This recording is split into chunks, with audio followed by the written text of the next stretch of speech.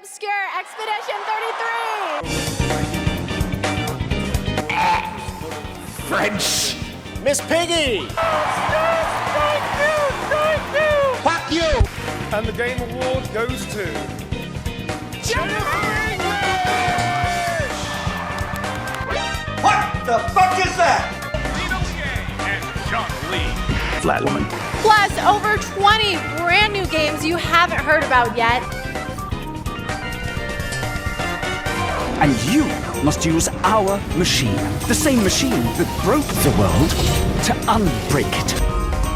What the fuck? I am so sorry! I am so sorry! Mila Jovovich. And hello to gaming fans around the world.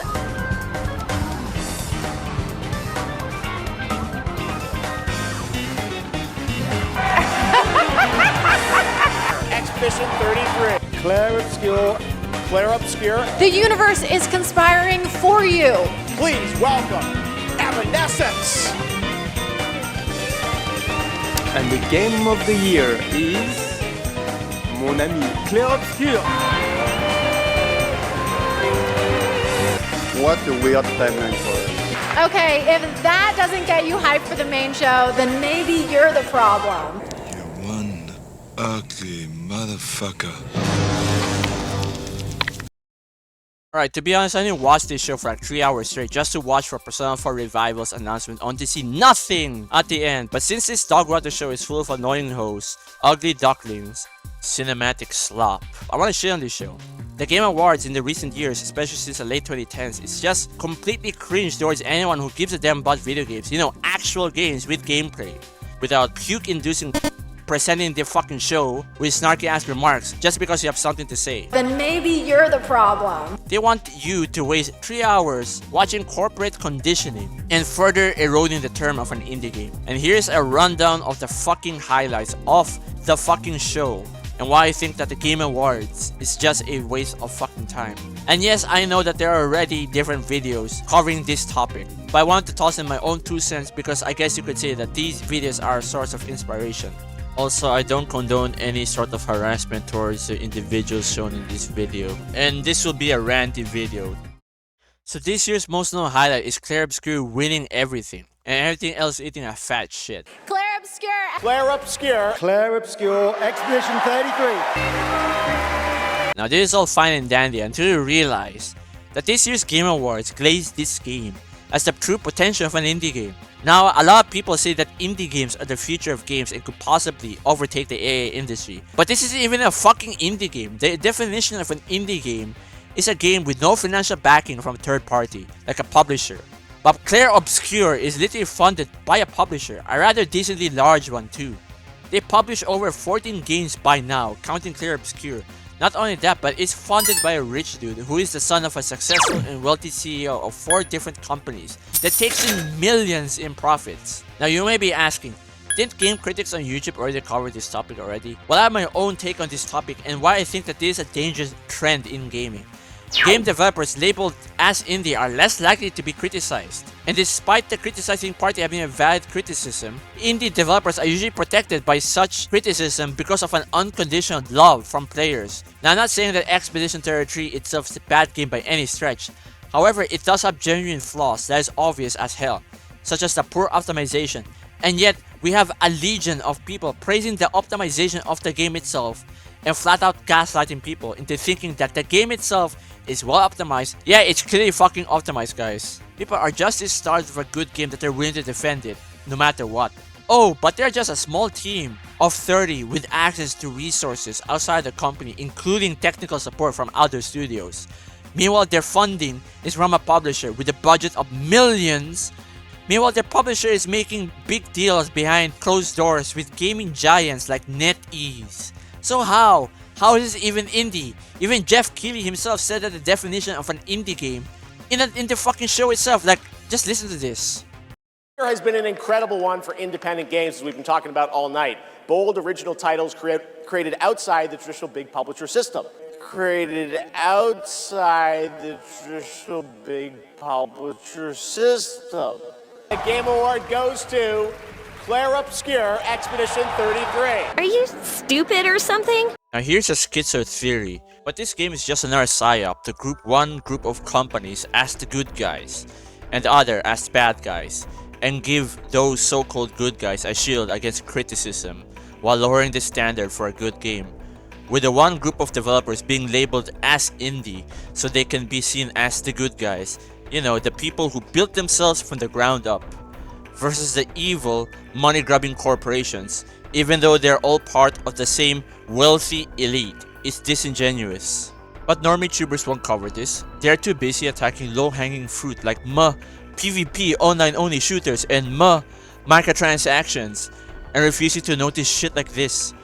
It's not like they care. These bozos can't even bother to criticize the other things making games miserable to play, like poor optimization, dead genres, uglification, and now fake indie games. So not only do we have no good voice against this kind of practice, except for a rejected few, we'll be conditioned to accept the least mediocre game of the year and call it something great for something that was normal back in the day.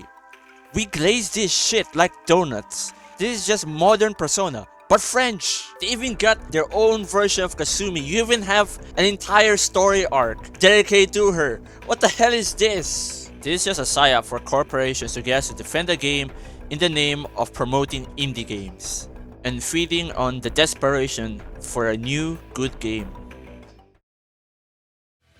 Alright, so aside from the Expedition 33 crap being a ploy to condition gamers to love a game company like it was their fucking daddy, you may have noticed that most of the games shown in the show were just cinematic slop. And that means I'm gonna have to go through the trailers that actually pique my interest both in a good way and in a bad way. So starting off, we're gonna start with RE9, which is the most interesting game that was revealed for the entire show in my opinion. Now, as much as I criticize Capcom for being a censor-happy piece of shit over the last years, this was at least respectful to the crowd and didn't condescend and wasn't completely full of cinematics, even though I think they're gonna go with the RE6 route and have multiple playable characters with their own campaigns that will intertwine with one another sooner or later, or go with how certain RE games handle it with an AI partner following you around. Still doesn't make up the fact that Capcom is more ESG friendly now, so they downgrade certain parts of their games. So as much as I want to be optimistic, I need to have some sort of caution regarding their newer games. But this isn't that bad. Alright, so then we see a fucking disgusting reveal trailer for Divinity, which is made by Baldur's Gate 3 developers Larian.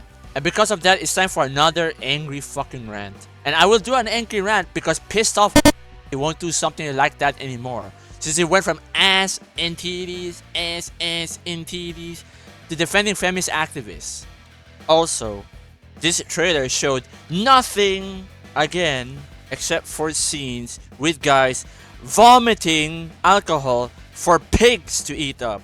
I will bet you my left kidney that this would be another sexy, quote-unquote sexy game where you fuck ugly hags like Shadowheart, get fucked by a bear, and people praise this woman for being attractive? Oh, Shadowheart, best waifu. No, you just have dog shit taste in women. Then we see the Asian Tony Soprano game. Even though it's another cinematic trailer, I would say that this is actually quite entertaining. But wait a minute, how come their fucking Steam page has more gameplay details and even screenshots than their own fucking trailer? Man, oh my god, dude. Fucking cinematic trailer slop. Now for a big highlight. The new Lara Croft reveal, and she's fucking flat. Oh yeah, once again, zero gameplay. I'm just gonna say that people don't care about Tomb Raider if Lara isn't hot. Seriously, she has been the sex symbol of the 90s and the 2000s. Even Playboy had a special artwork just for her. Well, I suppose she doesn't look too bad. Well, at least in this lighting, that is. Unlike the other one. Still kind of flat though, so that's a bit disappointing. Here's this fucking seizure-inducing show with a Control sequel. Yeah, I doubt anyone would give a fuck about this when the game comes out. Look at the Steam player count for Control Firebreak. It's a fucking disaster. Yeah, this is exactly what us gamers want. Also, who the fuck thought that we should endure a seizure-inducing reveal for a video game? It didn't even show any fucking gameplay again. Persona 6 confirmed, by the way. Oh look, a 007 trailer. Let's see what it's about. We see a 007 trailer that showed nothing about the game except for Femboy Bond and Lenny Kravitz. They show nothing we want from something Bond related. No cool cars, no British Giga Chad mogging the entire fucking world, and no femme fatales. No, we just see some twink Bond getting hung upside down with Lenny Kravitz going on and on and on stage about he's grateful to be on the show and chill for this fucking game while pretending that he loves gamers. Alright, so after all that shit is done and dusted, I do want to share 2 fucking games that piqued my interest in a bad way. And I've saved this for the last section of this chapter because I think no one really cares about racing games anymore. However, I still want to rant about this. So we see 2 racing games in this show, which were Screamers and Star Wars Galactic Racing. So let's start off with Screamer. It's a cinematic trailer with 0 raw gameplay footage. Meanwhile, when we go to the Steam page of the game, we see more details about the gameplay and the reveal trailer from a few months ago, which showed gameplay. Now we know what the game looks like. It's a racing game with arcade drifting handling and a takedown system. Bruh. And then we see Star Wars Galactic Racer, which had yet another cinematic trailer. Oh, but this is from the ex-Burnout developers. From the creative minds at Fuse Games, some of the key folks behind Burnout and Need for Speed. So why are we getting a cinematic trailer for a racing game? Once again, just like with the previous games, we got information for the game on the Steam page. And according to the Steam page, we're getting a Burnout-like racing game for Star Wars Galactic Racing with takedowns and the like. So why hide this from us? Here, let me show you guys something real fucking quick since we're almost through the fucking show. This is Burnout Revenge's trailer for the Xbox 360. Look! Real fucking gameplay! It even detailed the fucking mechanics of the game. But no, instead we see some pretentious trailer trying to look like Hollywood. Like seriously, who fucking cares about this fucking alien looking thing at the end of it? No one cares! Okay, now for the rest of the games that got revealed, I could give less of a fuck. I dove more deeper into it in the original script, but then I realized it was way too repetitive and got too confusing. But to summarize, most of the other games shown are just cinematic slop trailers that everyone will just forget within 3 months at the least. Racing games are dead. Alright, now it's time for the cringe and the awards combined. Now originally I was gonna have more criticisms towards the ugly host we had, the cringy skits, and Expedition 33 sweeping everything. I'm just gonna show you one comparison to save on time. There's a Game Awards now, and there's a Game Awards then.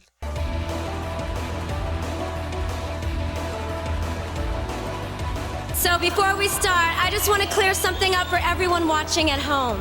Put down your controllers. You can't control my movements. Okay, you can. You can. Best Driving Game Award. Burnout Revenge! If we win tonight, make sure that, I give a big shout out to the Burnout fans. Totally. You guys are awesome. Hot girls read cheat code. Damn. Cyber Vixen of the Year. Maria Menounos. Weird. Are you serious? Game of the Year. And the winner is Resident Evil 4. カプコンのプロデューサーの小林です。本当に嬉しいです。Get fucked. See how much more entertaining that was? Now while recording this, I noticed something strange about this year's Game Awards. I was originally gonna put this off, but I decided to leave this in. I have noticed that there's some nostalgia baiting with the gaming reveals and the cringe shows they hosted, trying to appeal to the thousands kids, or to retro gaming fans as seen with Jeff Keighley glazing Orbital. Doesn't that look fun? A 2-player co-op game starring Maki and Omura with a retro anime universe aesthetic. Orbitals is coming in 2026. Which is a retro-styled anime game, only to sterilize it and show the bare minimum of what gamers or anime fans actually want. And let's be real, it's because of these 2 things, games with gameplay and fan service. Hear me out. We get a revival of a game that is mainly known for Lara's sex icon status, and some racing game that is very arcadey like Burnout, which was successful back in the day. And then we see a fucking Evanescence concert. And this Stupid Never Dies game, which is supposed to be Lollipop Chainsaw, but for the modern audience. This is the equivalent of some boomer trying to appeal to the youth. Or worse, and this is probably their intention, but they want to revise history so they can say games and entertainment were always sterilized. No, it fucking wasn't. Gooner shit aside. Games had gameplay back then and focused more on the fun aspect, the good stories, and if it had a female lead in it, goon or shit or not, they were likable. You had games that ranges from over-designing their levels and catering towards different playstyles. Games that were more on providing a spectacle to the audience at a lower difficulty and then providing a great challenge on higher ones. And games that had a story focus. You have a good story that made you care for the characters and the game world, that didn't focus on a story that demoralizes you by killing the main character by some unlikable and instead gives you a reason to care. So all you get is a show ran by boomers telling you that your childhood or teenhood is just evanescence, with no good games with gameplay, no sexy women that are actually attractive, not the shadow heart bullshit, and with good personalities, and no good story with good messages that is actually pro-human. They want you to believe that your childhood was immoral garbage. Anyways, that's about it for the video. I will see you guys next. Okay, if that doesn't get you hyped for the main show, then maybe you're the problem. You fucking with me, right? Okay, so we're not supposed to be critical of the games that get announced. We're not supposed to have a voice about a game show that does not even fucking show gameplay in a gaming event. So tonight, you're not only going to get the announcement of the game, but also your first look at the gameplay.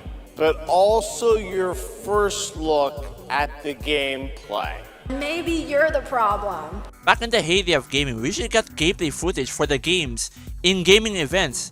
Now we just get this Hollywood-like experience that shows no gameplay. Not to mention, back then, there were a fuck ton of games that came out that were verified bangers. Now we only get like a few per year, and if we were to believe that Clair Obscur developers or their publisher did not pay off the awards, then it means that gamers only loved one game. One! We got games taking a long time to make, end up costing a fuck ton of money, only to either end up half-baked or the least shit of the year. Or we see it getting butchered like with the Saints Row reboot, which by the way also has uglification as why people didn't like the game.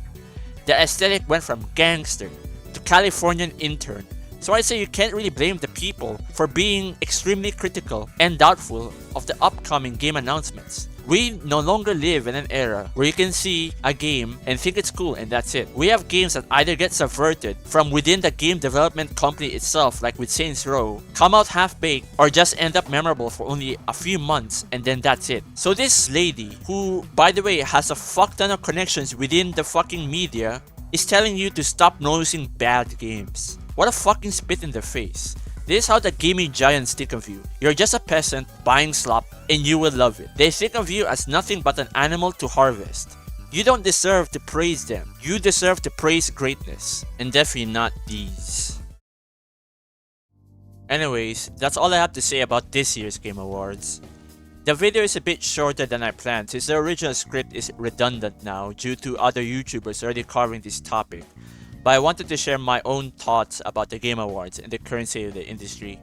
Overall, the show is a waste of time for anyone who is actually someone who plays games and not some paid shill or normie. And most of the show was just glazing an indie game in quotations, showing cringe that nobody wants, and Persona fans not getting a P4 revival announcement because the show is busy catering to a modern audience that doesn't exist, or for boomers who grew up on The Muppets. I just wanted to make this video since I do want to branch out into criticizing and reviewing games, so I guess this is a foot in the door for that kind of stuff. I know the video is a bit ranty, but things like this have to be said since most still believe that gaming is in a great state, which I don't agree with. Also, everything you see in this video is my honest opinion, so I do not condone harassment of any sort, of course. But you gotta be willing to call out certain things if you're gonna criticize something like the Game Awards. Now don't worry, I'm still working on the highlights video, though to be honest, I haven't even started production on that video since I spent all my free time making this one. And I don't know if I'm able to actually get that video released before this year is over, so do be warned about that kind of stuff. I want to thank my friends who gave me suggestions and feedback behind the scenes about the scripts I have written, since this was a troublesome video to make since people were already covering about the things I wanted to cover, so a lot of rewriting had to be done. But anyways, that's about it. I will see you guys next time. Take care, everyone.